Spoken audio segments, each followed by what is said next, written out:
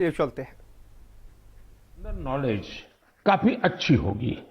लेकिन जब वे पीएम संग्रहालय गए तो उन्हें बहुत हैरानी हुई। उन्हें महसूस हुआ कि वे अपने देश और देश का नेतृत्व करने वालों के बारे में काफी कुछ जानते ही नहीं हैं। उन्होंने पीएम संग्रहालय की कुछ ऐसी चीजों के बारे में लिखा है जो उनकी जिज्ञासा को और बढ़ाने वाली थी। जैसे उन्होंने लाल बहादुर शास्त्री जी का वो चरखा देखकर बहुत खुशी हुई जो उन्हें ससुराल से उपहार में मिला था। उन्होंने शास्त्री जी की पासबुक भी देखी और यह भी देखा कि उनके पास कितनी कम बचत थी। सार्थक जी ने लिखा है कि उन्हें ये भी नहीं पता था कि मोरारजी भाई देसाई स्वतंत्रता संग्राम में शामिल होने से पहले गुजरात में डिप्टी कलेक्टर थे। प्रशासनिक सेवा में उनका एक लंबा कैरियर रहा था।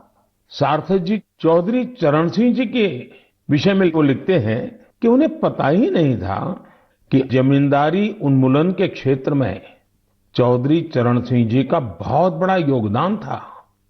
इतना ही नहीं, वे आगे लिखते हैं, जब लैंड रिफॉर्म के विषय में वहां मैंने देखा कि श्रीमान PV Narasimha Rao ji land reform के काम में बहुत गहरी रुचि लेते थे।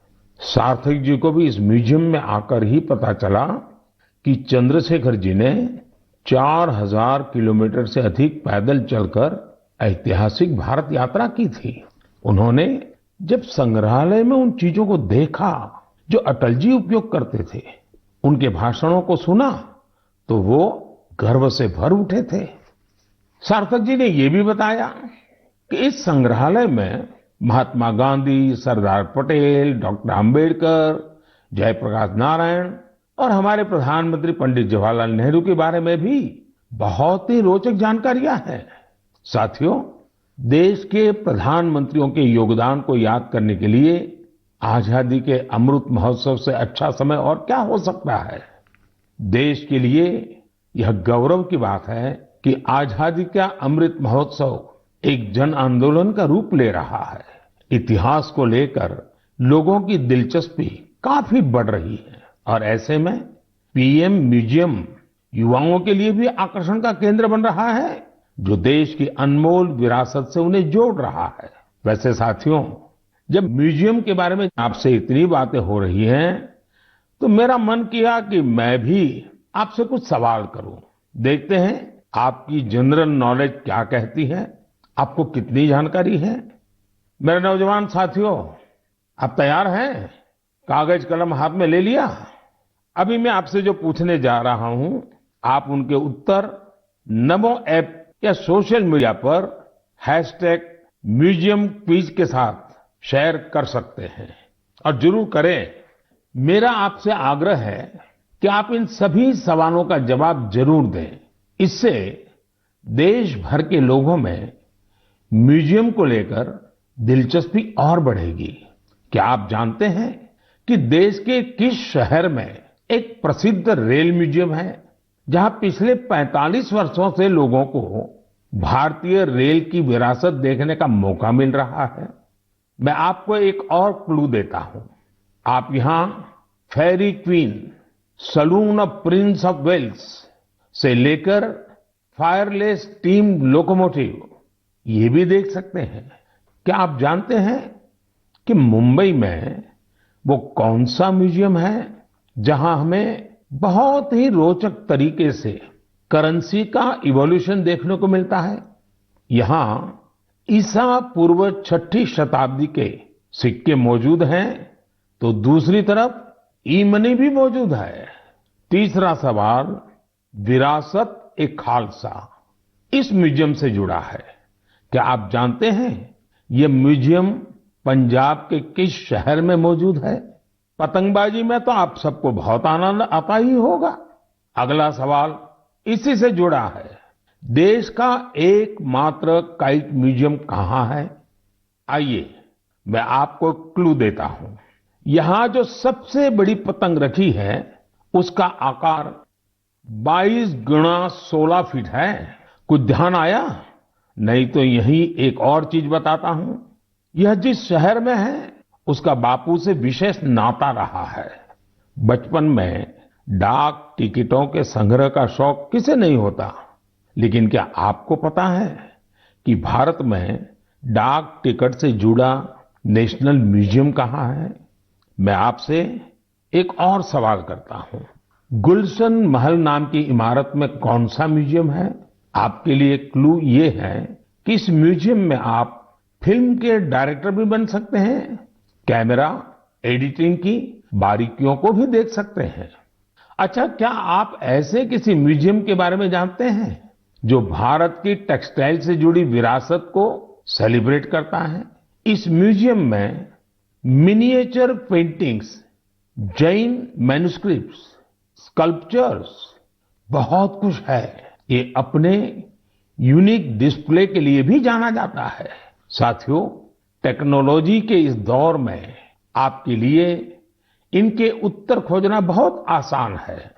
ये प्रश्न मैंने इसलिए पूछे ताकि हमारी नई पीढ़ी में जिज्ञासा बढ़े, वो इनके बारे में और पढ़ें, इन्हें देखने जाएं। अब तो म्यूजियम्स के महत्व की वजह से कई लोग खुद आके अगर म्यूजियम्स के लिए काफी दान भी कर रहे हैं। बहुत से लोग अपने पुराने कलेक्शन को, ऐतिहासिक चीजों को भी म्यूजियम्स को दान कर रहे हैं। आप जब ऐसा करते हैं तो एक तरह से आप एक सांस्कृतिक पूंजी को पूरे समाज के साथ साझा करते हैं। भारत में भी लोग अब इसके लिए आगे आ रहे हैं। मैं ऐसे सभी निजी प्रयासों की भी सराहना करता हूं।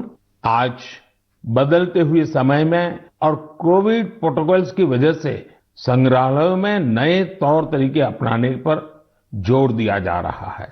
म्यूजियम्स में डिजिटाइजेशन पर भी फोकस बढ़ा है। आप सब जानते हैं कि 18 मई को पूरी दुनिया में इंटरनेशनल म्यूजियम डे मनाया जाएगा। इसे देखते हुए अपने युवा साथियों के लिए मेरे पास एक आइडिया है। क्यों ना आने वाली छुट्टियों में आप अपने दोस्तों की मंडली के साथ किसी स्थानीय म्यूजियम को देखने जाएं। आप अपना अनुभव म्यूजियम मेमोरीज के साथ जरूर साझा करें। आपके ऐसा करने से दूसरों के मन में भी संग्रहालयों को लेकर जिज्ञासा जगेगी। मेरे प्यारे देशवासियों, आप अपने जीवन में बहुत से संकल्प लेते होंगे, उन्हें पूरा करने के लिए परिश्रम भी करते होंगे साथियों। लेकिन हाल ही में मुझे एक ऐसे संकल्प के बारे में पता चला जो वाकई बहुत अलग था, बहुत अनोखा था। इसलिए मैंने सोचा कि इसे मन की बात के श्रोताओं को जरूर शेयर करूं। साथियों, क्या आप सोच सकते हैं कि कोई अपने घर से ये संकल्प लेकर निकले कि वो आज दिन भर पूरा शहर घूमेगा और एक भी पैसे का लेन देन कैश में नहीं करेगा, नकद में नहीं करेगा। है ना ये दिलचस्प संकल्प? दिल्ली की 2 बेटियां सागरिका और प्रेक्षा ने ऐसे ही कैशलेस डे आउट का एक्सपेरिमेंट किया। सागरिका और प्रेक्षा दिल्ली में जहां भी गई उन्हें डिजिटल पेमेंट की सुविधा उपलब्ध हो गई। यूपीआई, क्यूआर कोड की वजह से उन्हें कैश निकालने की जरूरत ही नहीं पड़ी। यहां तक कि स्ट्रीट फूड और रेहड़ी पटरी की दुकानों पर भी ज्यादातर जगह उन्हें ऑनलाइन ट्रांजैक्शन की सुविधा मिली। साथियों, कोई सोच सकता है कि दिल्ली है, मेट्रो सिटी है, वहां ये सब होना आसान है। लेकिन अब ऐसा नहीं है कि यूपीआई का ये प्रसार केवल दिल्ली जैसे बड़े शहरों तक ही सीमित है। एक मैसेज मुझे गाजियाबाद से आनंदिता त्रिपाठी का भी मिला है। आनंदिता पिछले सप्ताह अपने पति के साथ नॉर्थ ईस्ट घूमने गई थी। उन्होंने असम से लेकर मेघालय और अरुणाचल प्रदेश के तवांग तक की अपनी यात्रा का अनुभव मुझे बताया। आपको भी ये जानकर सुखद हैरानी होगी कि कई दिन की इस यात्रा में दूर दराज इलाकों में भी उन्हें कैश निकालने की जरूरत ही नहीं पड़ी।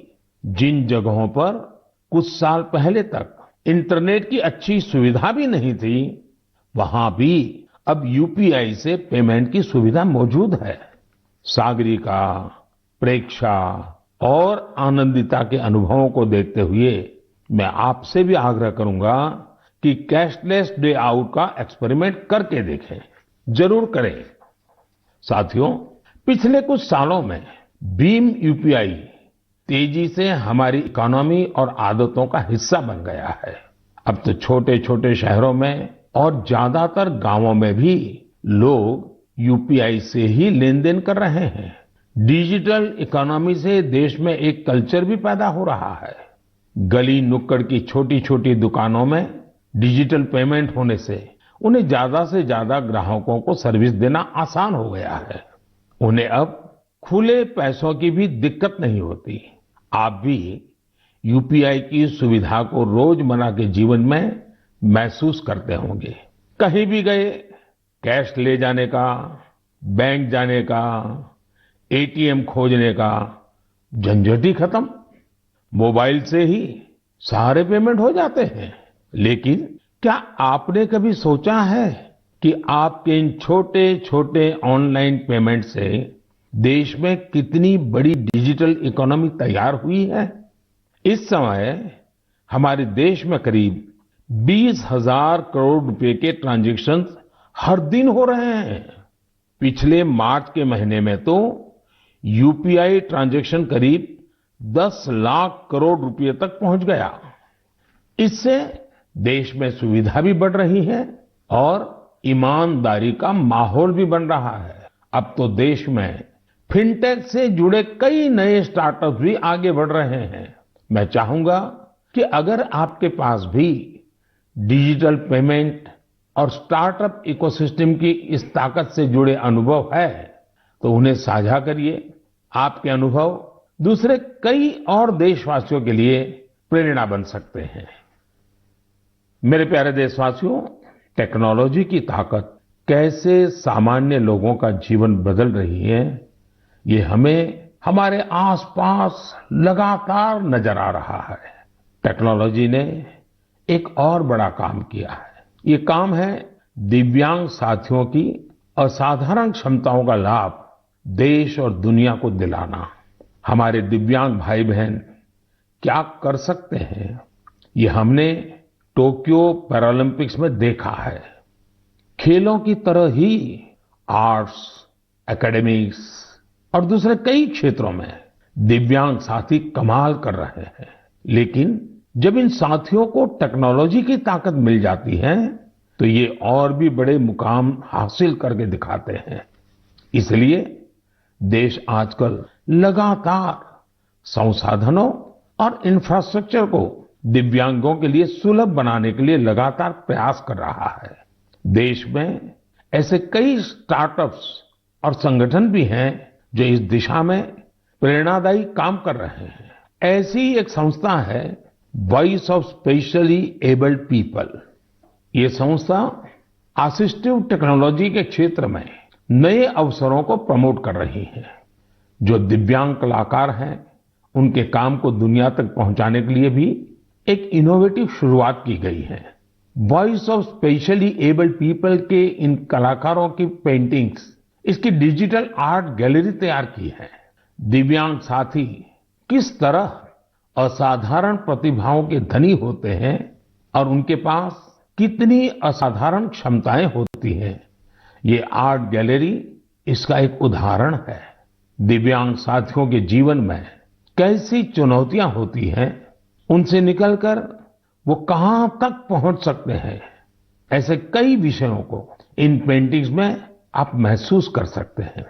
आप भी अगर किसी दिव्यांग साथी को जानते हैं, उनकी टैलेंट को जानते हैं, तो डिजिटल टेक्नोलॉजी की मदद से उसे दुनिया के सामने ला सकते हैं। जो दिव्यांग साथी हैं, वो भी इस तरह के प्रयासों से जरूर जुड़े। मेरे प्यारे देशवासियों, देश के ज्यादातर हिस्सों में गर्मी बहुत तेजी से बढ़ रही है। बढ़ती हुई ये गर्मी पानी बचाने की हमारी जिम्मेदारी को भी उतना ही बढ़ा देती है। हो सकता है कि आप अभी जहां हो वहां पानी पर्याप्त मात्रा में उपलब्ध हो, लेकिन आपको उन करोड़ों लोगों को भी हमेशा याद रखना है जो जल संकट वाले क्षेत्रों में रहते हैं, जिनके लिए पानी की एक एक बूंद अमृत के समान होती है। साथियों, इस समय आजादी के 75वें साल में आजादी के अमृत महोत्सव में देश जिन संकल्पों को लेकर आगे बढ़ रहा है, उनमें जल संरक्षण भी एक है। अमृत महोत्सव के दौरान देश के हर जिले में 75 अमृत सरोवर बनाए जाएंगे। आप कल्पना कर सकते हैं कि कितना बड़ा अभियान है। वो दिन दूर नहीं जब आपके अपने शहर में 75 अमृत सरोवर होंगे। मैं आप सभी से और खासकर युवाओं से चाहूंगा कि वो इस अभियान के बारे में जानें और इसकी जिम्मेदारी भी उठाएं। अगर आपके क्षेत्र में स्वतंत्रता संग्राम से जुड़ा कोई इतिहास है, किसी सेनानी की स्मृति है, तो उसे भी अमृत सरोवर से जोड़ सकते हैं। वैसे मुझे यह जानकर बहुत अच्छा लगा कि अमृत सरोवर का संकल्प लेने के बाद कई स्थलों पर इस पर तेजी से काम शुरू हो चुका है। मुझे यूपी के रामपुर की ग्राम पंचायत पटवाई के बारे में जानकारी मिली है।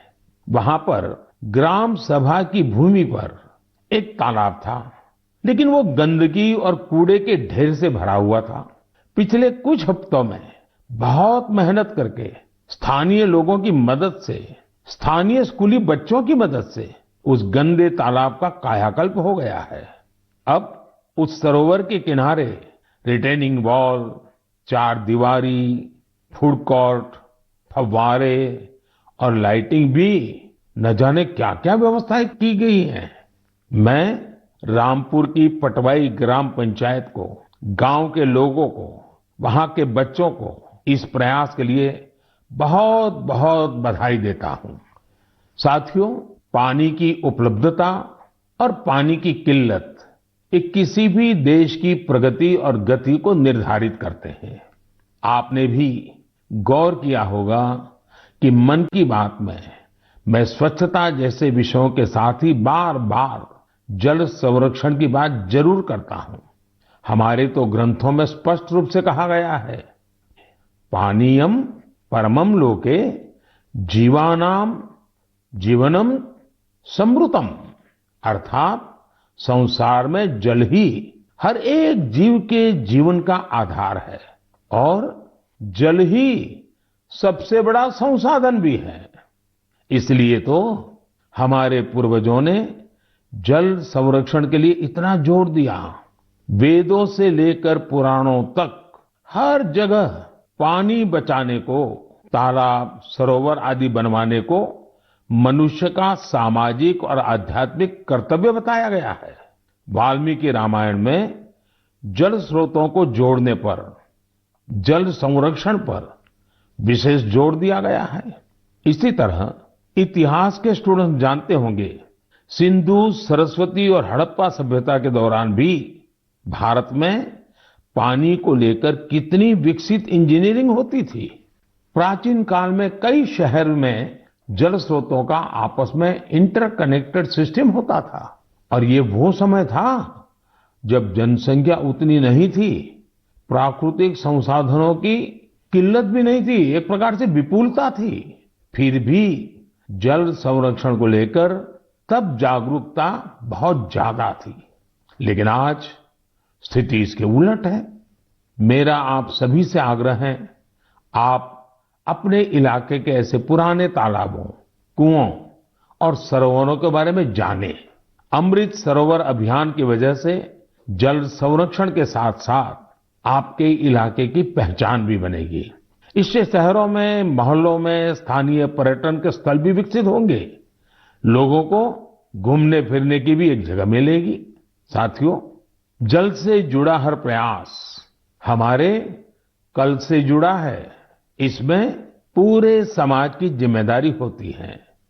इसके लिए सदियों से अलग अलग समाज, अलग अलग प्रयास लगातार करते आए हैं। जैसे कि कच्छ के रण की एक जनजाति मालधारी जल संरक्षण के लिए वृदास नाम का तरीका इस्तेमाल करती है। इसके तहत छोटे कुएं बनाए जाते हैं और उसके बचाव के लिए आसपास पेड़ पौधे लगाए जाते हैं। इसी तरह मध्य प्रदेश की भील जनजाति ने अपनी एक ऐतिहासिक परंपरा हलमा को जल संरक्षण के लिए इस्तेमाल किया। इस परंपरा के अंतर्गत इस जनजाति के लोग पानी से जुड़ी समस्याओं का उपाय ढूंढने के लिए एक जगह पर एकत्रित होते हैं। हलमा परंपरा से मिले सुझावों की वजह से इस क्षेत्र में पानी का संकट कम हुआ है और भूजल स्तर भी बढ़ रहा है। साथियों, ऐसे ही कर्तव्य का भाव अगर सबके मन में आ जाए तो जल संकट से जुड़ी बड़ी से बड़ी चुनौतियों का समाधान हो सकता है। आइए आजादी के अमृत महोत्सव में हम जल संरक्षण और जीवन संरक्षण का संकल्प लें। हम बूंद बूंद जल बचाएंगे और हर एक जीवन बचाएंगे। मेरे प्यारे देशवासियों, आपने देखा होगा कि कुछ दिन पहले मैंने अपने युवा दोस्तों से, स्टूडेंट से परीक्षा पर चर्चा की थी। इस चर्चा के दौरान कुछ स्टूडेंट से कहा कि उन्हें एग्जाम में गणित से डर लगता है। इसी तरह की बात कई विद्यार्थियों ने मुझे अपने संदेश में भी भेजी थी। उस समय ही मैंने ये तय किया था कि गणित, मैथमेटिक्स पर मैं इस बार के मन की बात में जरूर चर्चा करूंगा। साथियों, गणित तो ऐसा विषय है जिसे लेकर हम भारतीयों को सबसे ज्यादा सहज होना चाहिए। आखिर गणित को लेकर पूरी दुनिया के लिए सबसे ज्यादा शोध और योगदान भारत के लोगों ने ही तो दिया है। शून्य यानी जीरो की खोज और उसके महत्व के बारे में आपने खूब सुना भी होगा। अक्सर आप ये भी सुनते होंगे कि अगर जीरो की खोज न होती तो शायद हम दुनिया की इतनी वैज्ञानिक प्रगति भी न देख पाते। कैलकुलस से लेकर कंप्यूटर्स तक ये सारे वैज्ञानिक आविष्कार जीरो पर ही तो आधारित हैं। भारत के गणितज्ञों और विद्वानों ने यहां तक लिखा है कि यत् किंचित वस्तु तत्सर्वम, यत् किंचित वस्तु तत्सर्वम गणितेन बिना नहीं, गणितेन बिना नहीं। अर्थात इस पूरे ब्रह्मांड में जो कुछ भी है वो सब कुछ गणित पर ही आधारित है। आप विज्ञान की पढ़ाई को याद करिए तो इसका मतलब आपको समझ आ जाएगा। विज्ञान का हर प्रिंसिपल एक मैथमेटिकल फॉर्मूला में ही तो व्यक्त किया जाता है। न्यूटन के लॉज हो, आइंस्टाइन का फेमस इक्वेशन, ब्रह्मांड से जुड़ा सारा विज्ञान एक गणित ही तो है। अब तो वैज्ञानिक भी थियरी ऑफ एवरीथिंग की चर्चा करते हैं, यानी एक ऐसा सिंगल फॉर्मूला जिससे ब्रह्मांड की हर चीज को अभिव्यक्त किया जा सके। गणित के सहारे वैज्ञानिक समझ के इतने विस्तार की कल्पना हमारे ऋषियों ने हमेशा से की है। हमने अगर शून्य का आविष्कार किया तो साथ ही अनंत यानी इन्फिनिट को भी एक्सप्रेस किया है। सामान्य बोलचाल में जब हम संख्याओं और नंबर्स की बात करते हैं तो मिलियन, बिलियन और ट्रिलियन तक बोलते और सोचते हैं, लेकिन वेदों में और भारतीय गणित में ये गणना बहुत आगे तक जाती है। हमारे यहाँ एक बहुत पुराना श्लोक प्रचलित है, एकम दशम शतम चैव सहस्त्रम अयुतम तथा लक्षम च न्यूतम चैव कोटि ही अर्बुदम एव च वृंदम खर्वो निखर्व च शंख पद्म च सागर अंत्यम मध्यम परार्ध च दश वृद्धा यथाक्रमम। इस श्लोक में संख्याओं का ऑर्डर बताया गया है, जैसे कि 1, 10, 100, 1000 और अयूत, लाख, नियूत और कोटि यानी करोड़। इसी तरह यह संख्या जाती है शंख, पद्म और सागर तक। एक सागर का अर्थ होता है कि 10 की पावर 57। यही नहीं, इसके आगे भी ओघ और महोघ जैसी संख्याएं होती हैं। एक महोघ होता है 10 की पावर 62 के बराबर, यानी एक के आगे 62 शून्य, 62 जीरो। हम इतनी बड़ी संख्या की कल्पना भी दिमाग में करते हैं तो मुश्किल होती हैं, लेकिन भारतीय गणित में इनका प्रयोग हजारों सालों से होता आ रहा है। अभी कुछ दिन पहले मुझसे इंटेल कंपनी के सीईओ मिले थे। उन्होंने मुझे एक पेंटिंग दी थी। उसमें भी वामन अवतार के जरिए गणना या माप की ऐसी ही एक भारतीय पद्धति का चित्रण किया गया था। इंटेल का नाम आया तो कंप्यूटर आपके दिमाग में अपने आप आ गया होगा। कंप्यूटर की भाषा में आपने बाइनरी सिस्टम के बारे में भी सुना होगा, लेकिन क्या आपको पता है कि हमारे देश में आचार्य पिंगला जैसे ऋषि हुए थे जिन्होंने बाइनरी की कल्पना की थी। इसी तरह आर्यभट्ट से लेकर के रामानुजन जैसे गणितज्ञों तक गणित के कितने ही सिद्धांतों पर हमारे यहाँ काम हुआ है। साथियों, हम भारतीयों के लिए गणित कभी मुश्किल विषय नहीं रहा। इसका एक बड़ा कारण हमारी वैदिक गणित भी है। आधुनिक काल में वैदिक गणित का श्रेय जाता है श्री भारती कृष्ण तीर्थ जी महाराज को। उन्होंने कैलकुलेशन के प्राचीन तरीकों को रिवाइव किया और उसे वैदिक गणित नाम दिया। वैदिक गणित की सबसे खास बात यह थी कि इसके जरिए आप कठिन से कठिन गणनाएं पलक झपकते ही मन में ही कर सकते हैं। आजकल तो सोशल मीडिया पर वैदिक गणित सीखने और सिखाने वाले ऐसे कई युवाओं के वीडियोस भी आपने देखे होंगे। साथियों, आज मन की बात में वैदिक गणित सिखाने वाले एक ऐसे ही साथी हमारे साथ भी जुड़ रहे हैं। ये साथी हैं कोलकाता के गौरव टेकरीवाल जी, और वो पिछले 2-2.5 दशक से वैदिक मैथमेटिक इस मूवमेंट को बड़े समर्पित भाव से आगे बढ़ा रहे हैं। आइए उनसे ही कुछ बातें करते हैं। गौरव जी, नमस्ते। नमस्ते सर। मैंने सुना है कि आप वैदिक मैथ्स के लिए काफी रुचि रखते हैं, बहुत कुछ करते हैं। तो पहले तो मैं आपके विषय में कुछ जानना चाहूंगा और बाद में इस विषय में आपकी रुचि कैसे है जरा मुझे बताइए। सर, मैं 20 साल पहले जब बिजनेस स्कूल के लिए अप्लाई कर रहा था तो उसकी कॉम्पिटिटिव एग्जाम होती थी जिसका नाम है कैट। उसमें बहुत सारे गणित के सवाल आते थे जिसको कम समय में करना पड़ता था। तो मेरी माँ ने मुझे एक बुक लाकर दिया जिसका नाम था वैदिक गणित।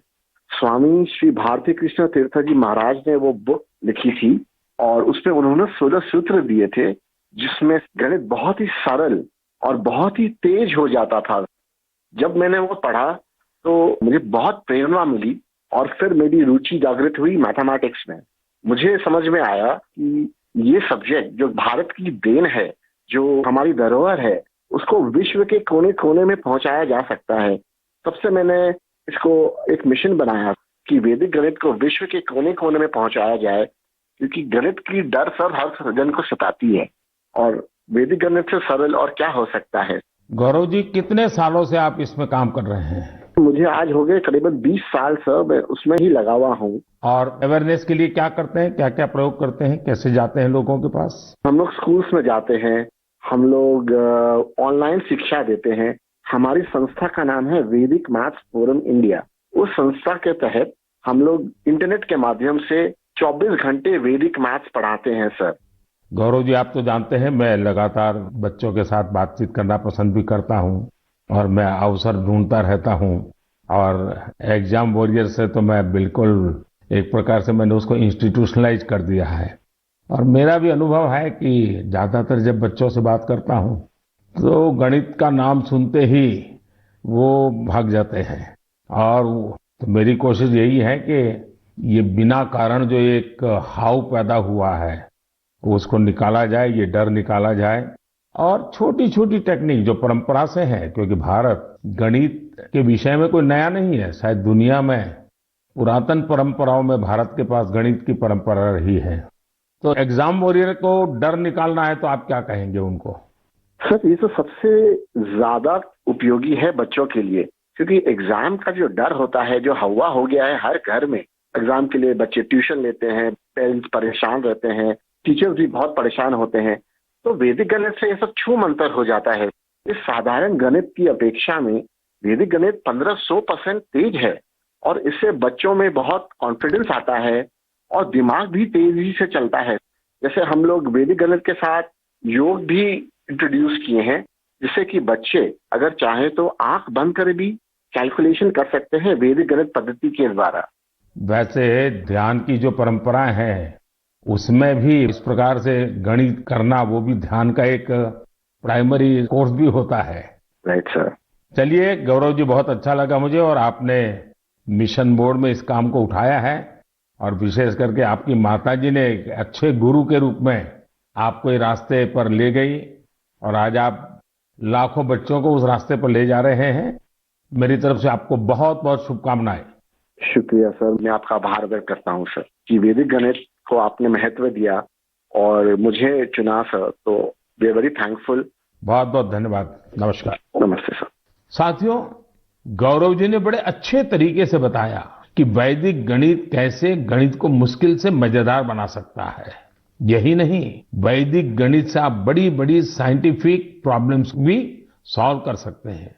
मैं चाहूंगा सभी माता पिता अपने बच्चों को वैदिक गणित जरूर सिखाएं। इससे उनका कॉन्फिडेंस तो बढ़ेगा ही, उनके ब्रेन की एनालिटिकल पावर भी बढ़ेगी। और हाँ, गणित को लेकर कुछ बच्चों में जो भी थोड़ा बहुत डर होता है, वो डर भी पूरी तरह समाप्त हो जाएगा। मेरे प्यारे देशवासियों, मन की बात में आज म्यूजियम से लेकर मैथ तक कई ज्ञानवर्धक विषयों पर चर्चा हुई। ये सब विषय आप लोगों के सुझावों से ही मन की बात का हिस्सा बन जाते हैं।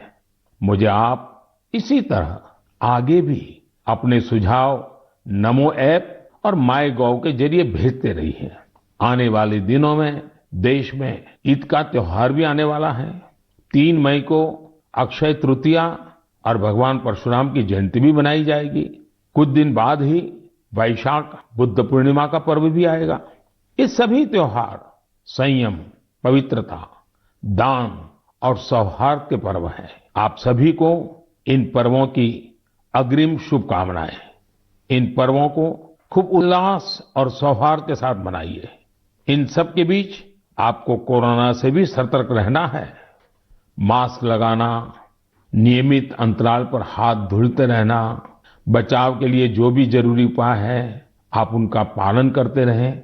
अगली बार मन की बात में हम फिर मिलेंगे और आपके भेजे गए कुछ और नए विषयों पर चर्चा करेंगे। तब तक के लिए विदा लेते हैं। बहुत बहुत धन्यवाद।